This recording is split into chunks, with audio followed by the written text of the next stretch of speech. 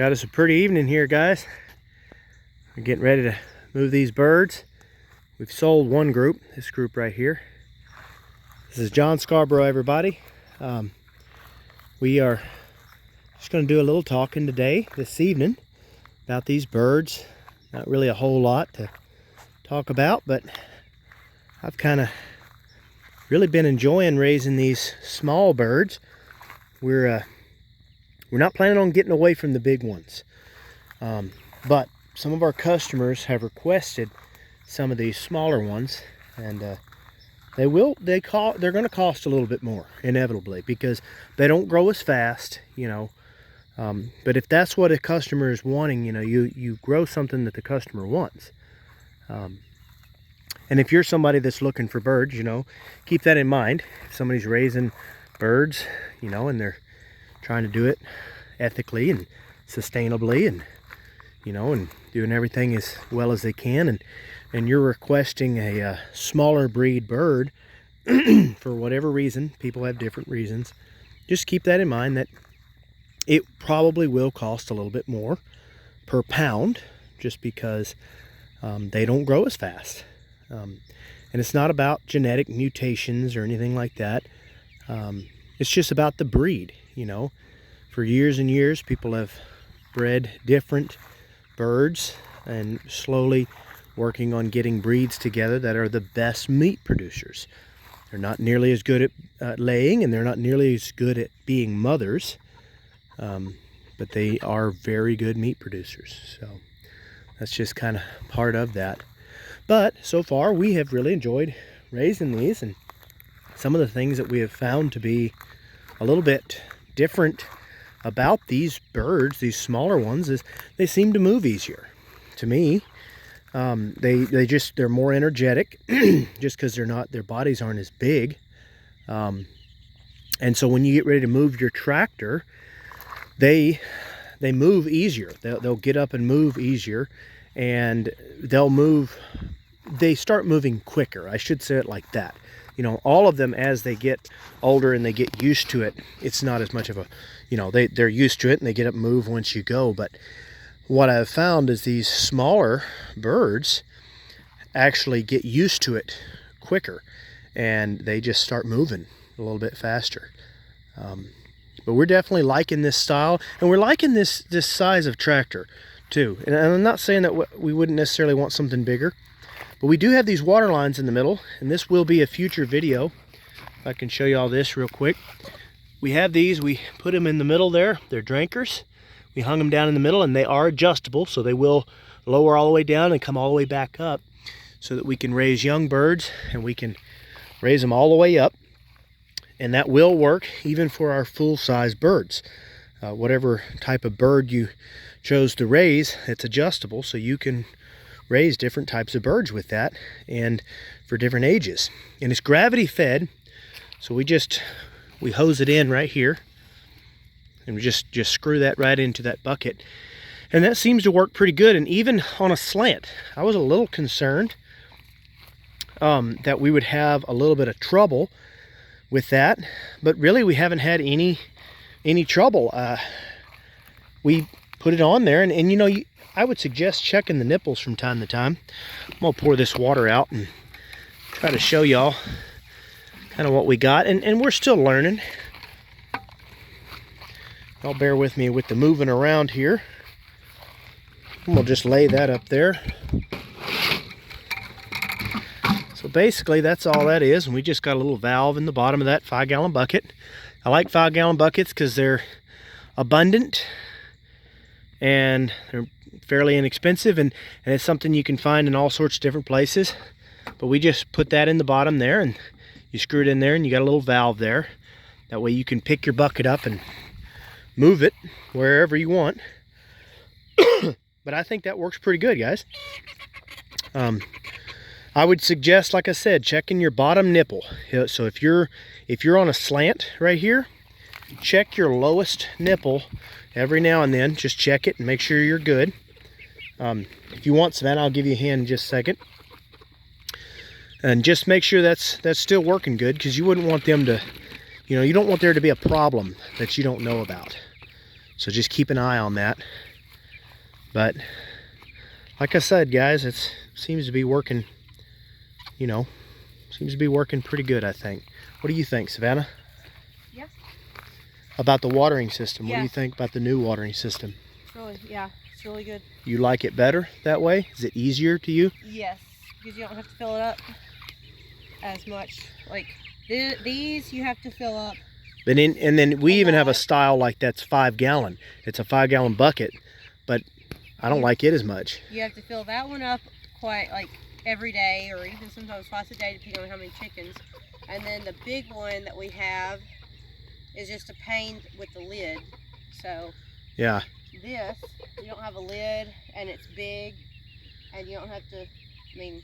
So if you're close to a water hose, you don't even have to take that off. You just fill it up. Here, Savannah, just give me just a minute. Yeah, you don't even have to take the thing off of there. You don't have to do anything. If you're getting ready to move that, you can just take that water hose and stick it in there. Like right now, we're close to our yard, so we've just got a water hose laying out here, and we just come out here and just fill that up. And if you are noticing how messy our yard is, we had a tornado come through and rip everything to pieces. So we have not cleaned everything up just yet. So how badly did that shake us around in that camper last night? Pretty good. We got shook around pretty good. That it gave me a little scare there for a minute. So we didn't sleep just real good either. But anyway, but no, I really like this new watering system for sure. And then even if we were carrying like a 5 gallon bucket or something, then all you'd have to do is just dump it right into there. You'd never have to take that loose necessarily. Of course, you have to take it loose to move the tractor. But what do you think about that? I mean, you do have to take it loose every time. So what are your thoughts on that? Having to unscrew that and take it off each time.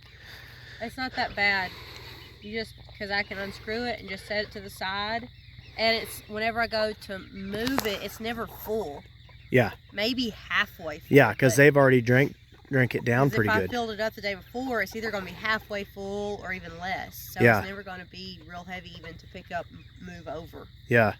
And so when we were raising those other birds, Savannah, those bigger breed birds, the Cornish cross, when we were raising those they actually would they drink a full 5 gallons? Yes, in a the so but you didn't have to worry about watering them twice a day though, right?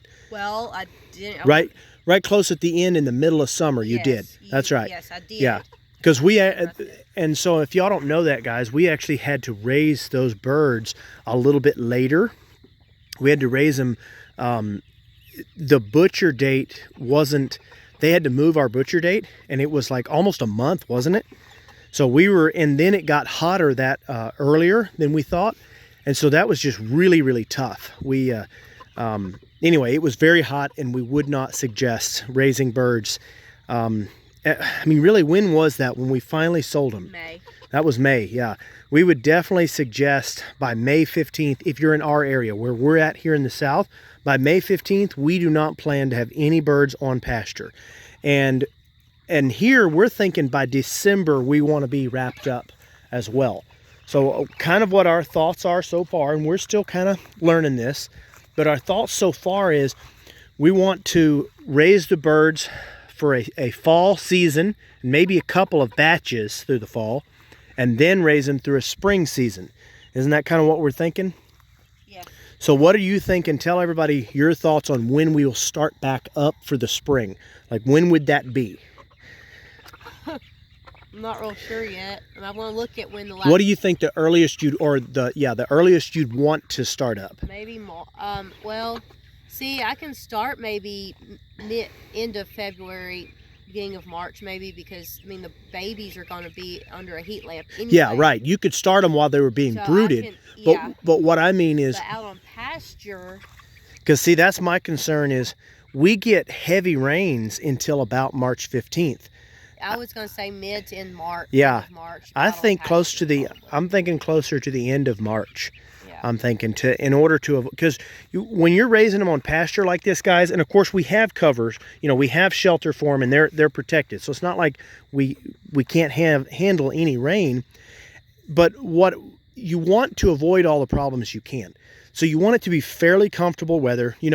People in the big industries, they have big houses, and they raise these birds in these completely fairly climate controlled houses. I mean, you've worked in those houses, Savannah. Those are pretty climate controlled. Yeah. I mean, they're not like AC, but they keep them pretty cool. Yeah. They even have misters in the real bad summer, and then in the wintertime, they keep them nice and toasty warm. Yeah. So you're not trying to compete with that. You're trying to raise these birds on pasture for so many different reasons. So you have to remember that you have to kind of learn your area, learn where you're at and what it is you're trying to do, and understand that you're not going to be able to raise them all year round. Like, we kind of did our math, and we really wasn't thinking about it. I mean, we knew we couldn't raise them in the heat of summer, and we knew that we couldn't raise them in the cold of winter, but we didn't realize when we first started thinking about it, we didn't realize that there's actually a lot of months that we really can't raise birds.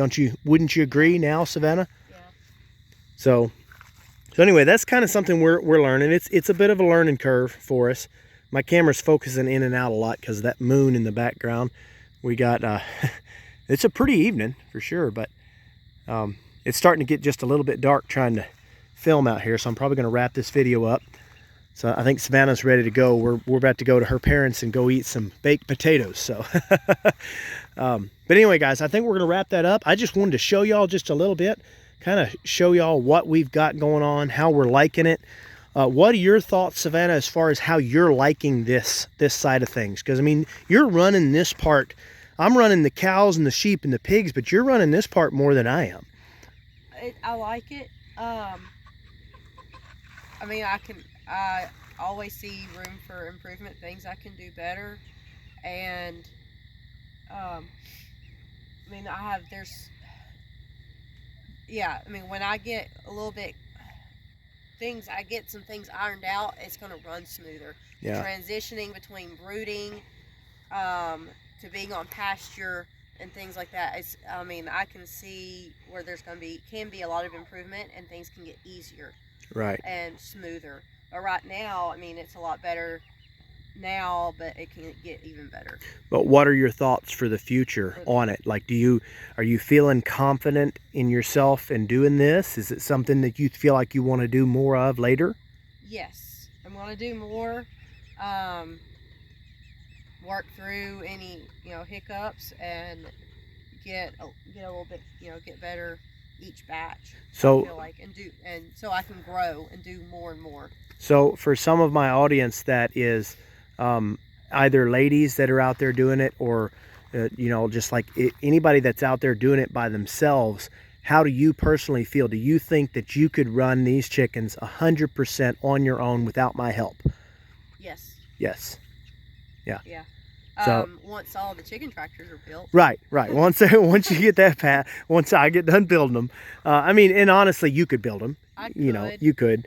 But I would probably be complaining the whole time. Yeah, and it is a lot easier to build these with some help. But beyond that, once you got them built and you got everything set, I mean, really, almost anybody can do this and raise these birds out here on pasture by themselves. There's a few hiccups here and there. There's always there might be a rough pasture.